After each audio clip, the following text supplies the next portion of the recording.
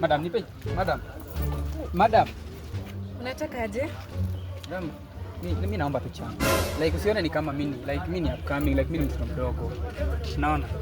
Yes. Yeah, hiyo 10 million mniwekea kwa bank account yangu. Nani alikuwa mimi na Dina? Sawa.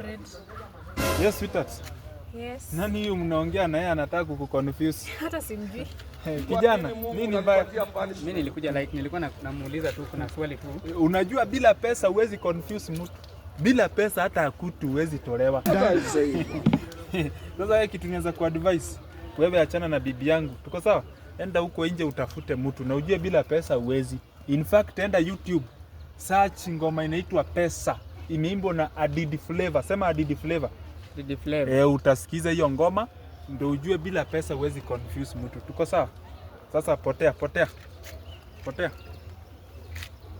Vijana mtafute pesa.